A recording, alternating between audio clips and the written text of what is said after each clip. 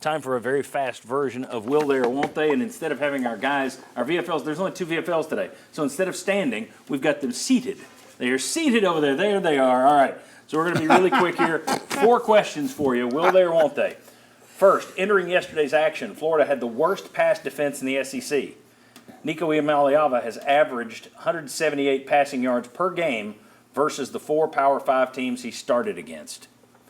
Will Nico Iamaleava throw for 215 yards versus Florida's awful secondary? That would be his best day at UT versus Power 5 teams. They both say yes, he will. Reaction from the rest of this panel? Yes. Everybody thinks he's going to throw on Florida? I think that's a low number, too. I think he's going to have his best game at the University of Tennessee, and that's not me just being ha-ha right now. Disagree. I'll believe it when I see it. Right. What do you, any reaction? Where are you? Quickly? Below. Okay. Josh? Below. All right. Mr. Positive. Sunshine Tyler. All right. Yeah, Dylan Sampson. Dylan Sampson has run for 130-plus yards versus NC State and Arkansas. Florida's rush defense is near the bottom of the SEC. Will Sampson rush for 140 yards versus Florida? That would be his high water mark of the year, and you guys say yes on that one. Well, the positive, but Will is no longer the rain cloud over there. Here's the thing. I think Dylan Sampson goes big because they can run on this team. I think they'll wind up running all day. I don't know that they'll try passing much. They may want to, but I'd count on their run game. All right. Tennessee has recorded 9 sacks through 5 games, which puts them near the bottom of the SEC. Florida has only allowed 5 sacks through 5 games. Will Tennessee record at least 2 sacks against Florida? We got a yay and a nay. Now they're playing to their character, playing to their archetype. All right. So, any reasons? I think we hadn't had the production, right? Yeah. So I don't count on the production in this game showing up. Sterling. I think the Steve McNeil's going to be so hot, baby.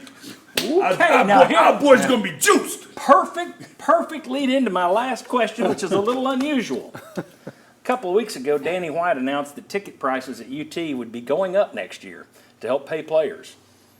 With that in mind, coming off this loss, will Vol fans boo their team if the offense struggles against Florida? Yeah. Sterling says, no, that would never happen, though it's happened many times before. Will, you think the boos will come out if they don't look good? Absolutely. I think if you struggle in the first half and you start sputtering and you're not doing what people think, and you're not putting up points against what everybody knows is a low point in Florida team, I think you're going to hear the boo birds. I do too, because at this point it's a build-up thing. It's like you didn't look good against Oklahoma, you didn't look good against Arkansas. Do they boo if it's bad? Yes. It's the opponent, absolutely. If they struggle, yes. Boo the play calling if they struggle. That's what I think they'll be booing. It's going to be You can boo the players now; they get paid. Oh. If you haven't noticed, we were a little rougher on the players today than we normally are. Why? They're paid. They're pros.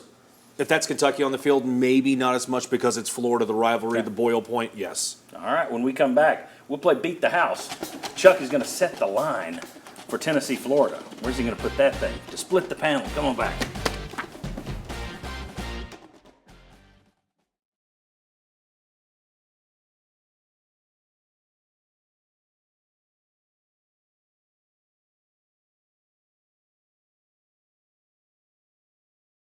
Play on 3rd and 9.